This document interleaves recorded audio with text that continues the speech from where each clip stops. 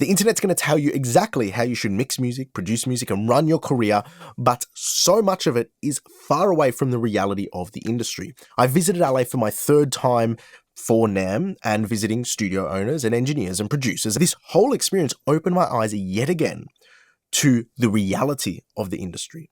And unfortunately, I live halfway across the world, so I'm not often blessed with close access to some of the best in the industry. So I'm going to share with you the lessons I learned, the reality I learned that actually made me feel happier about the way I'm going things in my career, because it goes against so much modern conventional advice that we see on the internet. So the first thing was studio spaces and acoustics.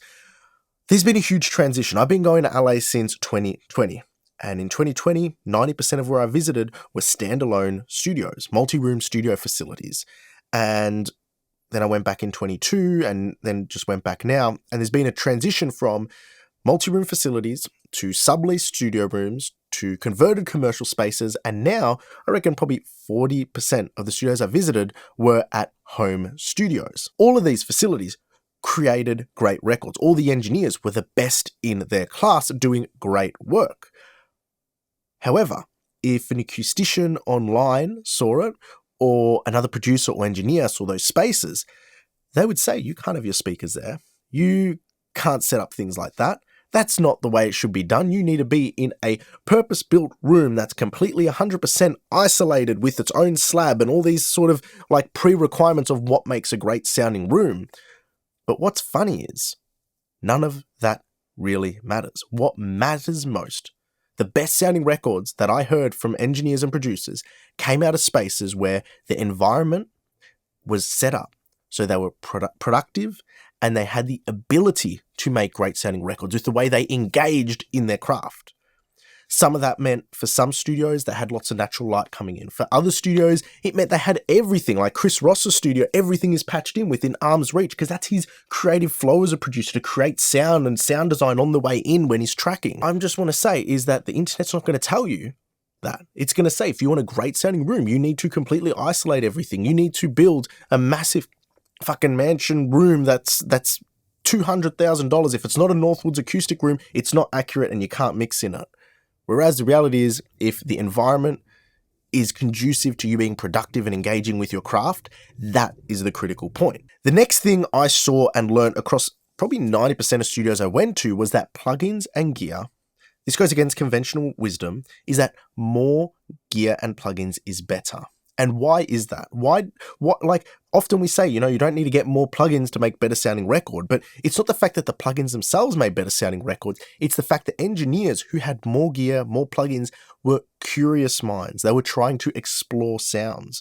I was in a session remember that one at Chris Ross's place where Bob Horn's mixing, and Chris has so much gear. He has so many different plugins. And even Bob Horn, when I've spoken to him about mixing, he has such a great diversity and willingness to try new things. And to be honest, this is probably one of my biggest fails of 2024 was the fact I was so honed in on particular processing techniques and understanding and addressing them that I had my blinders on to trying new things.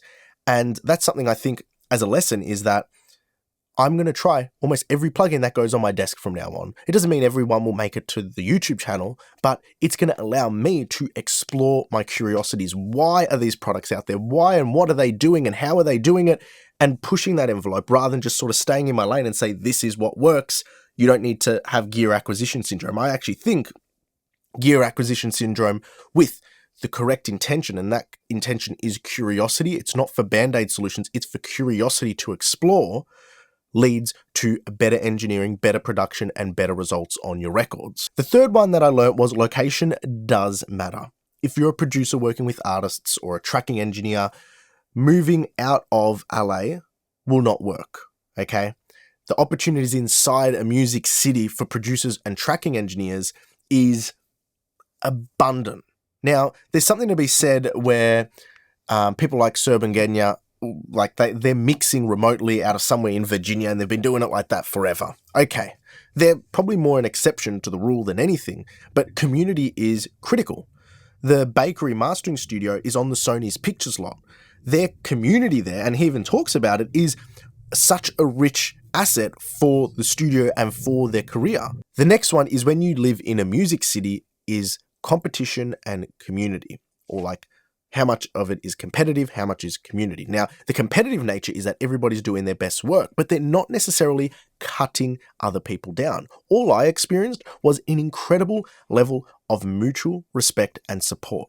A rising tide lifts all boats. And unlike online where people sort of fanboy certain engineers and techniques and ways of doing things, that isn't what happens between people in the industry who are working at the same level, that are supporting each other, because they might be 3-4 different mixing engineers, but they're all on board to lift one another up and do well together rather than tear each other down or try and undercut each other, which I thought was really impressive. With competition came rates, because you'd think with a big music city there'd be a race to the bottom to undercut, but it's not as cheap as you think. You might Google mixing rates and find $100 or $150 mixes, but the cheapest engineer I found when we're talking about rates was $500 US a mix, and that's from an engineer with not a lot of creds, but they're great people, they're really talented, and 500 was the bottom point. And the way people would talk about rates over there was open book and no shame. Not because of anything, but I think there's sort of like, especially for me when I work on my own here, because I don't have other engineers or whatnot with me, we can get into our own heads about ourselves and be like, oh, should I be charging that much? What happens if I lose the job? Should I charge less? Am I doing the right thing? Whereas the reality of the industry is you're the only person thinking like that, because Fab DuPont said something really magical at one of the talks at NAMM, and that was people want access to what they can't access themselves. They don't want another commodity they can get anywhere else. I wrote that down as he said it. Okay, they want access to what they can't access themselves, not a commodity they can get anywhere. So when it comes to rates, if you're just going to commoditize your service, go for the lowest rate for volume, well, anybody can get that. But not everybody can get access to an incredibly skilled engineer, and that access comes at a price, and there's a reason why you should label yourself with a particular price, so that way you're given the opportunity to work on a record, have the resources available to absolutely kill it, and nail it. Now, the final thing which I thought was pretty funny were plugin developers, and this is an interesting one which was a bit of a surprise. You go online, you talk about plugins and different companies that develop certain emulations or different like sort of new things they put out, and you got your fanboys and fangirls who go, oh, this is so much better than this plugin company, this, that, the other. I was invited, and now I'm part of several new beta, not new, but several, I'm new to it. I'm part of several more beta programs for developers where we're in group chats. And what I found was other developers are actually beta testing for one another. So people who run different companies all work together to support and give ideas. And the dialogue is impressive because they're all so on board helping one another in a great way. You wouldn't recognize this if you went into the comments section of a new mix plugin video that's been released and you see people that are fanboying a particular brand over another, tearing it down. And it's really cool to see because there's a genuine interest, and I can't disclose any of the information other than just telling you what I'm seeing, as in I can't give names and exact sort of like discussions, but what I'm seeing is like this amazing willingness to create incredible tools for people, which I think is a blessing because a lot of these people are passionate musicians and producers and engineers like you and I. So that was really cool to see. But anyway, that wraps up this video. This was just a nice summary video of a bunch of things I learned and that don't necessarily correlate with what we see on the internet. I hope you enjoyed this, and until next time, take care.